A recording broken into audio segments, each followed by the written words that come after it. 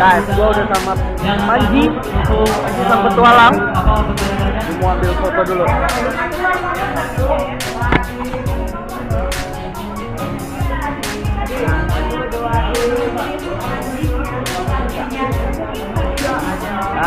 Gantian. Kami. Panji. Ya. Satu bang ya. Boleh. Yuk.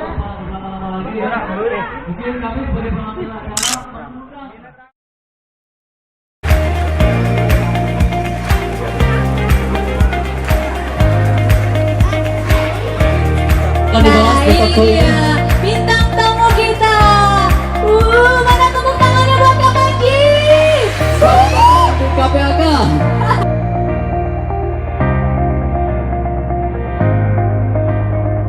Selamat datang lagi Kak Panji. Ya, terima kasih. Gimana kabarnya?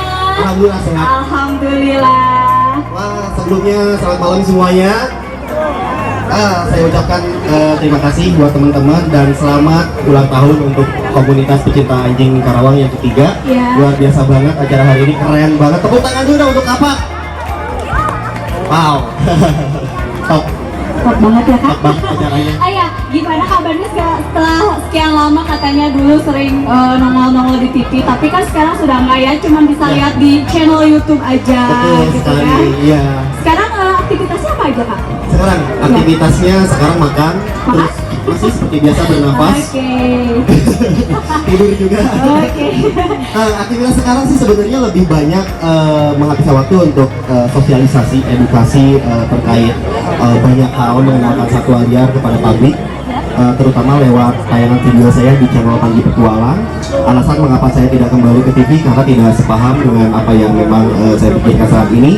Jadi saya lebih nyaman saat ini untuk membuat satu program di media sosial tersebut di YouTube, dan saya lebih menyukai lebih kena gitu loh. Jadi untuk edukasi langsung ke masyarakat lewat YouTube itu lebih kena ketimbang lewat TV. Oh gitu ya. Ayah nih Kak, mungkin ada beberapa pertanyaan dari teman-teman juga mewakili. Ini Kak, bolehkah melihara satwa liar gitu kan? Sementara mungkin teman-teman belum tahu dan masih awam tentang satwa liar gitu. Oh iya, bolehkah memelihara satwa liar ya? Sebetulnya boleh-boleh aja, Mbak. Melihara hewan liar itu boleh banget. Tapi Panji harapkan, pertama sebelum kita memang misalkan menginginkan memelihara satwa liar, itu sebaiknya kenali dulu satwa yang ingin dipelihara. Jangan asal melihara kemudian kesejahteraan dari satwa yang kita pelihara itu diterlantarkan. Itu akan sangat kasihan kepada satwanya sendiri. Ya bisa misalkan gini, kita ingin memelihara ular. Ular ini kan basicnya memang mereka adalah satwa liar. Jadi sebaiknya carilah ular yang memang hasil ternakan kayak gitu, atau sugar glider. Ini juga basicnya satwa liar. Musang juga sama. Kita cari hewan-hewan yang pertama jangan hasil tangkapan alam, karena satu hal, hewan liar hasil tangkapan alam itu agresif sekali. Mereka masih dengan naluri liarnya, dan mereka tidak akan bisa menganggap kita manusia sahabat.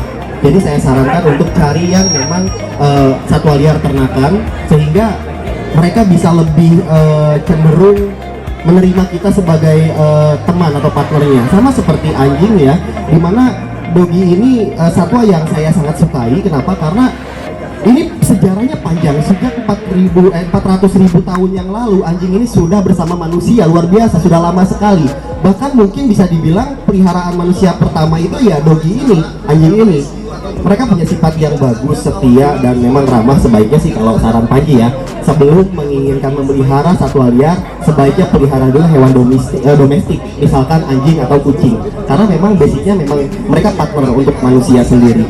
Tapi belakangan ini teman-teman, yang mirisnya adalah masih banyak aja kasus animal abuse ya, kekerasan terhadap satwa, terutama untuk di anjing. Saya sering banget di Instagram saya di @panjipetualangreal itu saya ngebahas tentang kekerasan yang dialami oleh dogi dan juga kucing. Itu di setiap daerah, apalagi di Manado sana, itu masih ada pasar tradisional yang menjual daging anjing untuk dikonsumsi. Betul. Padahal jelas ada surat edaran dari Dinas Peternakan terkait dan juga Kementerian Peternakan, di mana sih anjing ini bukanlah makanan untuk dikonsumsi. Mereka ini hewan liar sebagai partner manusia. Nah, ini ada beberapa orang yang kurang mengerti tentang itu dan mereka masih mengkonsumsi anjing sebagai bahan makanan. Itu miris banget. Kurang Saya edukasi nggak juga setuju. kali ya, Kak. Betul banget. Dan di sini saya sangat respect kepada teman-teman dog lover yang bisa merawat partnernya, bisa merawat keluarganya, karena saya tahu pecinta hewan, terutama dog lover, itu menganggap mereka para anjing itu sebagai bagian dari keluarga, bukan sebagai peliharaan. Betul nggak sih? Betul. Betul. Karena anjing itu kalau menurut saya itu salah satu hewan yang paling setia. Betul banget, betul. Saya suka ular, saya suka reptil, tapi kenapa saya jujur saya juga pengen banget melihara untuk doggy, tapi saya masih bingung mau melihara jenis apa nih. Kemarin saya sempat kepikiran pengen pelihara husky, cuma katanya kalau perawatannya kurang baik, kurang tepat, itu bisa rontok bulunya. Jadi saya masih belajar untuk memelihara jenis husky. Cuma ke depan mungkin nanti saya mau coba untuk belajar lagi, karena saya kurang paham juga untuk perawatannya sendiri. Jadi saya nggak mau sampai saya beli, saya pelihara, tapi saya nggak bisa meliharanya, akhirnya malah sakit nanti hewannya, kasihan. Harus benar-benar perawatannya ya, yang hampir, kedokter yang betul Mbak, hampir sama dengan satwa liar lain. Betul. Makanya kalau misalkan tadi ada pertanyaan boleh nggak hewan liar itu dipelihara, sangat boleh sekali, tapi kita harus mengerti tentang sikapnya dulu. Kita harus tahu kesejahteraan si hewan ini seperti apa. Seperti anjing halnya, walaupun mereka bisa dikurung, tapi mereka juga punya hak untuk bebas untuk berekspresi di luar kandangnya sendiri, kayak gitu. Gitu ya.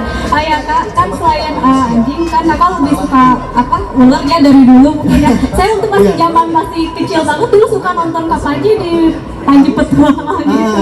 Di Panji Petualang, Ya ya. mungkin pas face to face pas ketemu ular sama King Cobra gitu kan. Nah saya mau nanya kenapa sih Kak Panji suka ular? Yang pertama adalah saya juga nggak tahu. Udah dari kecil, jadi udah sejarahnya emang saya bisa sampai saat ini itu mungkin bagian sejarahnya itu dari ular. Saat kecil itu saya transmigran dengan orang tua, ikut transmigrasi ke Kalimantan, dan di sana itu nggak ada yang namanya teman. Karena saya hidup di hutan dan itu program pemerintah, jadi saya anak kecil yang hidup sendiri di sana. Dalam artian sendiri itu nggak punya teman anak kecil lain ya, tapi orang tua ada gitu. Dan di sana itu ada ular. Jadi saya tangkap, saya pikir mainan atau teman saya, dan ternyata itu dibunuh sama orang tua saya nangis. Ya singkat ceritanya hingga saat ini saya senang gitu ya sama ular. Kayak gitu sih sejarahnya. Begitu ya Kak. Saya juga bisa dikenal teman-teman semua juga Ya, karena dari ular. sejarahnya ya. Ya soalnya Gitu. ya kemarin juga sempat teman Tesali itu foto Bang Kak Panji ya, iya selalu katanya ya, saya Iya. dari Pekalongan gitu kan. Oke, terus ini apakah ular itu emang perlu dilestarikan Kak? Yes, betul banget. Kenapa sih ular perlu dilestarikan? Bagi banyak orang, ular ini hewan yang sangat menakutkan, hewan yang tidak punya manfaat akan apapun, karena mereka memiliki bisa yang mematikan. Tapi tahukah kalian bahwa dari misalkan persentase 100 persentase, itu hanya 20% saja ular yang memiliki bisa mematikan. Sedangkan sisanya itu hanya ular berbisa lemah dan tidak berbisa. Dan manfaatnya itu adalah mereka sebagai indikator untuk pembasmi hama tikus alami Kak. Ini kayak Kabupaten Karawang. Kabupaten Karawang ini dikenal sebagai lumbung padi nasional, udah gitu daerah agraris yang dimana pertanian sangat luas di Karawang. Saya banyak sekali membaca banyak berita dari sumber media online atau media elektronik, di mana di Karawang dan Subang saat ini lagi pusing karena hama tikus. Bahkan di Subang, pemerintahnya itu membayar setiap 1 ekor buntut tikus itu ke masyarakat 2.000 per buntut, untuk masyarakat ramai-ramai memburu si hama tikus di daerah Subang. Padahal kalau aja ada sosialisasi aktif dari pemerintah akan pengenalan ular, bagaimana cara mengatasi ular, bagaimana cara melestarikan ular yang baik dan benar, itu tentu akan berimpact baik untuk keseimbangan alam yang ada di sekitar pesawahan mereka. Tikus nggak akan banyak overpopulasi, yang jelas bisa dimakan sama ular Iya nantinya. betul Gitu. juga ya. Wow, ya ini mungkin dari sekian pertanyaan, Iya. kan itu tuh banyak tuh di rumah-rumah ya suka ular masuk Betul. ke dalam rumah. Itu Yes, gimana sih caranya benar. supaya ngatasi supaya nggak masuk ke dalam rumah? Ini gini, ini ada tips juga dari Panji, di mana biasanya ular kalau masuk rumah orang yang punya rumah panik. Ya betul. Pada dasarnya itu bukan mitos, dia ada mitos gini, ih ular masuk ke rumah kiriman. Ular kiriman dari orang katanya. Mana bisa ular dikirim ya? Kalau pakai JNE masih bisa, kalau pakai gaib saya kurang percaya gitu teman-teman. Itu ular aslinya ya dari alam, dia masuk ke rumah satu untuk mencari sumber hangat karena di rumah itu hangat, kedua untuk mencari makanannya ya itu tikus. Gitu. Jadi katanya kalau ular masuk rumah sewaktu-waktu bisa langsung menyerang. Betul kalau keinjak. Tapi kalau misalkan kita usir, ada caranya. Itu nggak akan mungkin dia menyerang. Pada dasarnya ular itu takut sama manusia. Ada yang pernah cerita sama saya, Ji, kalau misalkan ketemu ular, kalau ularnya ngejar, itu kita harus lari terus ya. Saya pernah katanya dikejar ular sampai kilometer. Jadi dia ke hutan, kemudian dia bertemu dengan ular jenis king cobra. Terus kemudian king cobra itu ngejar-ngejar dia sampai kiloan meter, sampai 2 sampai 3 kilometer katanya.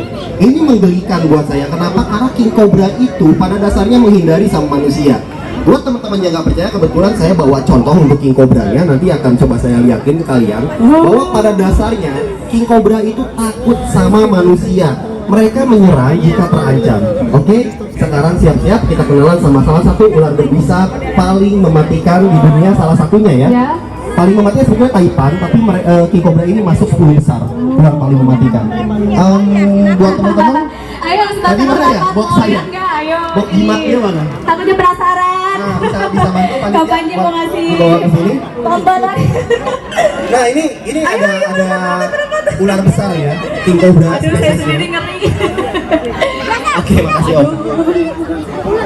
Iya. Tapi ini udah nggak galak apa gimana? Masih ada Nggak, bisanya? jadi pada dasarnya semua hewan liar nggak bisa jinak. Iya ya. Mereka punya karakter yang sewaktu-waktu bisa nyerang ownernya kapan aja. Jadi ini ada tongkat namanya hook di sini. Iya.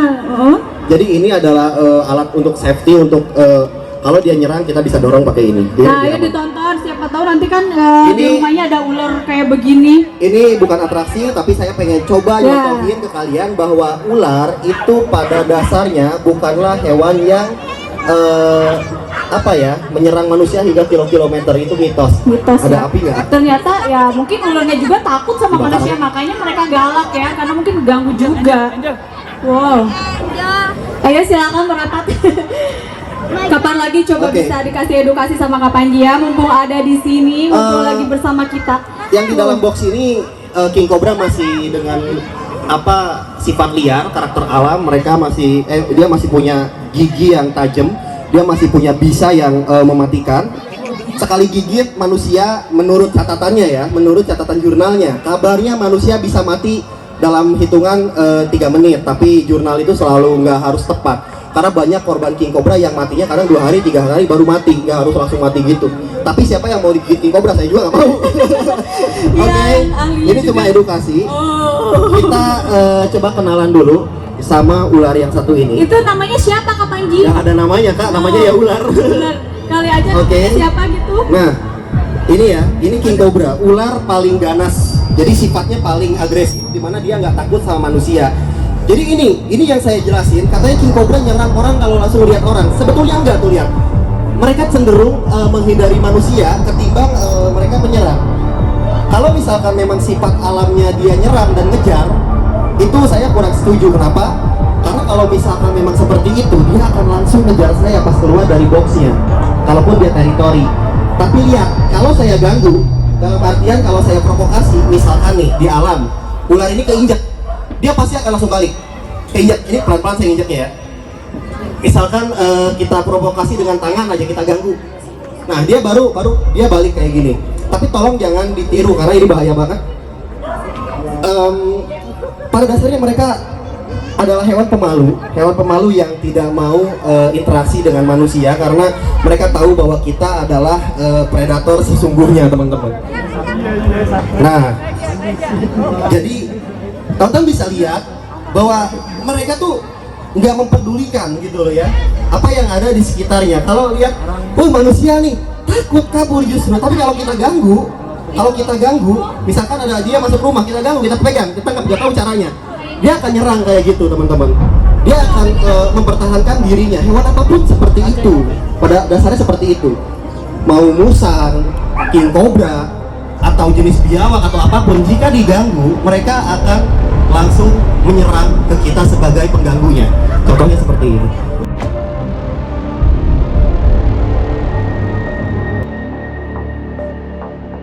Satu gigitannya sangat berbahaya sekali. Di Indonesia belum ada anti bisanya. Jadi gimana nih kalau misalkan gue digigit king cobra, pasrah. Iya, satu pasrah, kedua kita bisa tangani dengan cara imobilisasi. Gimana kalau misalkan kita digigit ular berbisa? Pertanyaan kayak gitu. King cobra nggak ada anti serumnya di Indonesia. Pemerintah nggak ada supply ke kita, ke rumah sakit untuk serum anti bisa king cobra. Caranya adalah ketika kita digigit sama ular berbisa, jenis apapun, bisa kita lakukan di bekas gigitannya itu imobilisasi. Apa itu imobilisasi? Imobilisasi itu adalah membidai bagian tubuh yang terkena gigitan ular. Membidai itu gimana? Kalau kalian patah tulang, otomatis diperban supaya si bagian yang patah tulang itu kan nggak ini ya, nggak gerak, supaya nggak geser-geser si tulangnya. Nah, lakukan hal seperti itu. Segera ke rumah sakit. Nanti di sana kalian akan diberikan pertolongan dengan anti bisa lokal biasanya. Awalnya kayak gitu. Nah, biasanya ada beberapa kasus hanya diberi anti bisa untuk ular selain king cobra pun masih bisa sembuh, tergantung dari gigitannya sendiri, teman-teman. Kayak gitu. Ini panjangnya kurang lebih sekitar hampir 3 meteran. Dia jelas punya racun, punya bisa, punya taring. Tapi satu hal, saya tahu ular itu punya perasaan walaupun mereka biasanya nggak bisa disuruh-suruh ya, kayak dogi, kayak anjing atau kucing. Tapi mereka punya perasaan yang kuat banget terhadap seseorang yang emang sayang sama dia. Kayak gini-gini, apa ya? Jadi mohon untuk nggak niru sama sekali karena ini asli bahaya banget. Oke, satu hal, di sini ada yang belum pernah pegang ular sebelumnya? Ada yang penasaran pengen pegang nggak? Nggak, saya pegang dulu kepalanya nggak masalah. Kalau misalkan emang penasaran banget, pengen nyobain pegang. Karena ada pertanyaan juga, ular tuh menggelikan nggak sih? Ular tuh basah nggak sih badannya gitu? Sebenarnya nggak sama sekali. Ular itu badannya kering dan mereka hewan yang sangat steril. Kenapa bisa saya bilang seperti itu? Ketika tubuhnya punya jamur, ketika tubuhnya punya penyakit, dia akan ganti kulitnya sama kulit baru setiap 2 bulan sekali. Itulah hebatnya ular. Jadi mereka hewan yang tidak menularkan penyakit apapun. Jadi kalau misalkan mau pelihara, misalkan gue penasaran nih pengen pelihara hewan liar, ular apa yang bisa dijadikan hewan peliharaan? Ada jenis ball python. Nah ini ada teman dari komunitas Expos, pecinta reptil.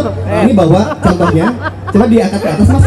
Nah ini ball python, African ball python. Dia python tapi bukan dari Indonesia, dari Afrika, dan ini bisa untuk dijadikan hewan peliharaan ya teman-teman. Kayak gitu. Tuh. Jadi posisinya ular ini bukan ular jinak. Kenapa dia cenderung cuma diem? Karena kalian nggak memprovokasi dia gitu ya. Coba kalau misalkan ada yang bergerak ngedadak di depan dia pasti langsung nyerang posisinya. Misalkan kayak gini ya, saya gerak ngedadak kayak gini posisinya, dia pasti nengok. Kalau saya kesini, dia nengok juga ke sini.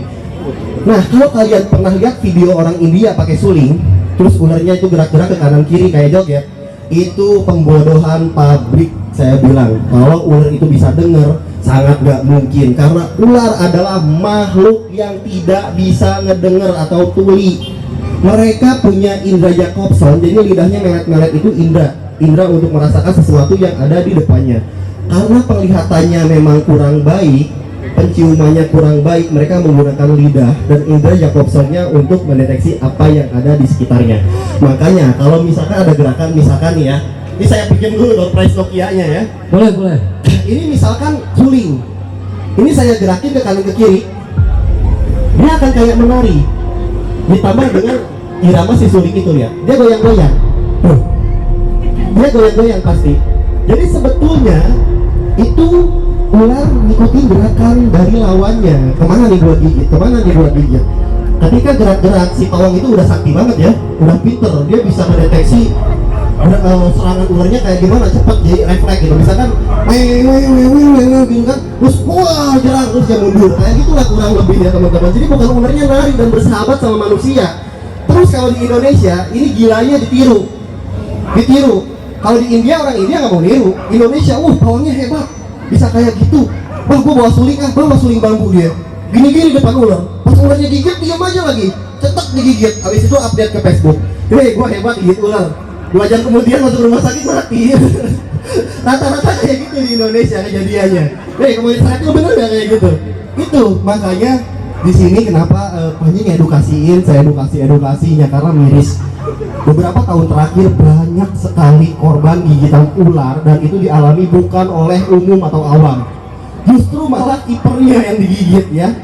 Kiper reptil itu yang kena gigit, justru pemeliharanya sendiri teman-teman. Karena kenapa? Itu meniru ambisi pengen pegang king cobra dengan cara yang kayak gini gitu kan, pengen ngelus bagian sininya king cobra gitu, nggak bisa. Akhirnya dia nggak mau belajar tahunan untuk kenal karakternya, terakhir dia digigit dan meninggal akhirnya. Nah ini kalau ada pertanyaan, wah Panji mah katanya miara ular potongan taring, ular pangkuran. Ini ada banyak di sini. Nah kita coba lihat ular berbisa itu punya taring di depan bagian rahangnya. Nah taring itulah yang digunakan ular untuk mengantar racun tersebut masuk ke tubuh korbannya. Nah ini boleh bantu ya mungkin. Nah ini, jadi di sini ada gigi tipe Agrippa. Di sini ada gigi tipe Proteloglypha. Proteloglypha ini gigi taring depan. Nah ini ada taringnya teman-teman, bisa lihat. Wes dia gigit, wes. Nah dia ngunyah ya. Nah ini ada taringnya, taring Proteloglyphanya atau taring bisanya. Ini di kanan pun ada, jadi ada sepasang gigi tajam. Dan kalau misalkan saya simpan ini sedotan ke antara giginya kayak gini, terus saya bikin dia gigit, dan sekarang kalian bisa lihat saya berhasil mendapatkan racun bisanya. Jadi ada cairan kuning seperti madu. Oke, kita masukin dulu ulernya.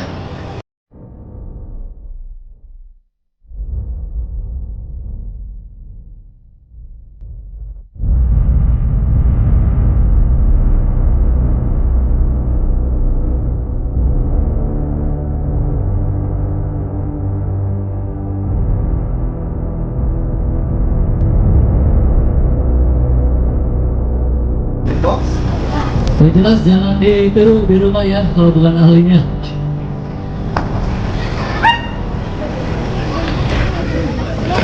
Sekali lagi ini ada kepentingan edukasi, jangan sekali-kali meniru kalau main ya.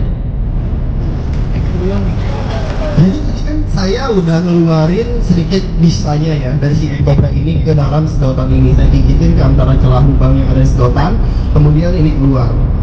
Nah, di luar negeri sana, anti bisa itu berasal dari bisa ular ini, dimana ini diolah lagi disuntikan kepada kuda, kemudian dalam waktu beberapa bulan ketika si kudanya sudah kebal terhadap si bisanya, antibodi si kuda itu diambil kemudian dijadikan konvalen atau serum anti bisanya sendiri. Nah ini bisa mentah, dimana ini kalau bisa cair ini kita masukin ke dalam spek injeksi, kemudian kita gigitin misalkan ke Yoga kameramen saya bisa jamin Yoga bahkan kemudian mati. Iya, kenapa? Karena ini sangat banyak.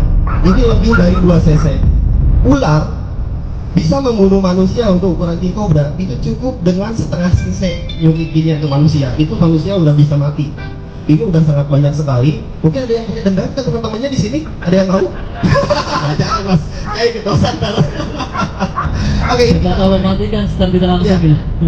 Terus ada pertanyaan juga, ini kalau kena kulit, ini bisa borok nggak sih? Sebetulnya enggak, kecuali kalau kita tetesin kena mata atau daerah luka yang berundir atau yang basah. Itu bisa masuk ke jaringan tubuh kita. Tapi kalau kita cuma tempelin di sini, kita tetes gini, ini bukan saya sakti ya, karena saya tahu, jadi saya berani ngelakuin ini. Ini saya sama sekali nggak punya ilmu goib ya, nggak punya. Tapi saya belajar mempelajari ular sangat lama sekali, jadi saya berani melakukan ini ke tangan saya sendiri. Nah, ini kulit saya nggak ada luka posisinya, jadi saya kucurin bisanya ke sini dan ini saya coba untuk gosok ke sini. Ini nggak ada masalah apapun. Kenapa? Karena ini hanya protein basah yang belum aktif. Tapi coba kalau dimasukin ke dalam darah kita bisa beku. Setelah beku hancur molekulnya, kemudian dia menjalar terus sampai ke organ lain ikut dengan darah kayak gitu. Akhirnya terjadilah sesak napas, kemudian kejang-kejang, dan terakhir bisa meninggal teman-teman. Karena ada sifat neurotoksit dan hemotoksitnya yang memang bahaya sekali dari si gigitannya kayak gitu. Berarti kalau cuma masuk ke pori-pori nggak apa-apa kan ya? Kalau cuma masuk ke pori-pori bahaya. Bahaya juga. Bahaya, tapi kan pori-pori ini kan sangat kecil sekali. Iya. Nah, dimana kalau udah tembus posisinya, misalkan netes nih si bisa karena daging, ini nggak boleh lewat sampai 1 jam karena kalau ngering dan kita pori-porinya kebuka, Ya, ada kemungkinan ada masuk. kemungkinan masuk. Makanya nanti harus cepat-cepat dicuci. Gampang. Pakai deterjen aja ya. Bisa pakai deterjen atau sabun ya, kayak gitu. Oke, Teh, mungkin pertanyaan selanjutnya apa? Biar Dia ambil air dulu. Sedikit Oh, pengen iya. cooling down. Boleh. Ini saya Mungkin untuk pertanyaan yang minta tolong Teh, buangin Teh, ngeri keinjak orang ntar. yang berikutnya kan, kalau ngeliat tadi seperti itu ya, haruskah kita membunuh ular? Betul. Ular memang berbahaya. Ular memang mematikan. Haruskah kita membunuh ular? Jika terdesak, ular masuk ke kamar kalian, di mana kalian nggak mengerti bagaimana cara merescue atau menangkapnya. Tidak ada pawang ular di sekitar rumah. Tidak ada teman yang berani nangkap dan tidak mengerti. Sebaiknya bunuh. Karena nyawa kita atau keselamatan kita lebih penting daripada nyawa ular tersebut. Itu udah win-win solution. Win-win solution. Tapi kalau masih ada pawang ular di sekitar rumah kita atau ada yang mengerti untuk menghandle ular tersebut, untuk disafetykan, untuk diamankan, sebaiknya ya direscue, kemudian dipindahkan ke tempat yang lain yang seharusnya mereka hidup di habitatnya, kayak gitu, jangan dibunuh. Tapi kalau memang sudah terdesak sekali, gak ada pilihan lain, silahkan untuk membunuh. Kenapa? Karena nyawa kita lebih berharga daripada ular. Betul sekali, kayak gitu. Dan mungkin dengan penjelasan tadi ya, mungkin teman-teman di sini ada sedikit terbuka atau pemikirannya atau sedikit paham. Mungkin buat animal lover terutama yang punya anjing ya. Dan yang terakhir nih Kang, buat kawan-kawan pecinta anjing nih, pesan-pesannya seperti apa nih? Ya, Mungkin ada sedikit kalau di rumah mungkin si ular tersebut bisa menggigit hewan tersebut selain ke Ya. manusia gitu. sebetulnya ada banyak kasus yang anjing peliharaan digigit oleh ular berbisa, di mana biasanya partnernya atau keluarganya tersebut atau pemilik anjingnya tersebut itu panik, bingung karena tetap genetik atau genetikanya hewan mamalia itu hampir sama dengan kita manusia, di mana ketika si anjing ini menggigit ular ini dimana kalau ular ini menggigit anjing, itu pasti anjing juga merasakan apa yang dirasakan Reaksi, manusia. Lalu bagaimana cara pengobatannya? Nah, kalian bisa tolong dengan cara bawa ke dokter hewan, kemudian carilah biosef anti venin ke rumah sakit terdekat. Untuk anjing bisa diatasi dengan 2 ampul biosef. Nanti diinfus sama dokter hewan tersebut dan dimasukkan biosef tersebut atau antibisa tersebut ke anjing yang kalian pelihara. Nanti dosisnya biar dokternya yang ngatur. Itu bisa sembuh. Ada kejadian kawan saya di Tangerang itu sempat anjingnya kena gigit ular, kena gigit kobra, itu kemudian dikasih biosef, alhamdulillah bisa sembuh, kayak gitu. Kalau misalkan anjing saya disembur matanya sama kobra, itu gimana nih ngatasinya? Gampang. Mata anjingnya dicuci aja pakai air ngalir, bisa pakai keran atau bisa diirigasi pakai pisau suntikan sampai bersih mata anjingnya. Itu pun yang dilakukan kalau misalkan kita kesembur ular kobra. Jangan panik, bersihkan mata kita pakai air bersih, pada dasarnya bisa keluar. Diusahakan jangan sampai masuk ke rongga tubuh kita ya. Betul, kayak gitu. Mereka hewan ketika ikut sama kita manusia, hanya kitalah keluarganya, hewan apapun itu. Jadi kita sebagai ownernya, kita sebagai temannya, kita sebagai partnernya harus betul-betul bisa menyayangi mereka dan mengerti mereka mau apa. Karena mereka nggak bisa ngomong, gua pengen makan, nggak bisa ngomong gitu. Kita yang harus ngatur tentang itu. Oke, saya Panji Petualang, terima kasih. Salam lestari teman-teman. Lestari, tepuk tangan. Terima kasih buat Kang Panji atas penjelasan dan edukasinya. Mudah-mudahan kita semua bisa memahami ya, terutama tentang penanganan ular berbisa seperti king cobra tersebut. Jadi buat saudara-saudara yang mungkin area tempat tinggalnya masih banyak habitat